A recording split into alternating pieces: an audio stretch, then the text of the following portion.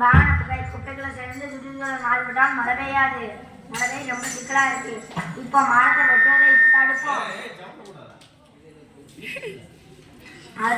பாவம் அந்த பையங்க.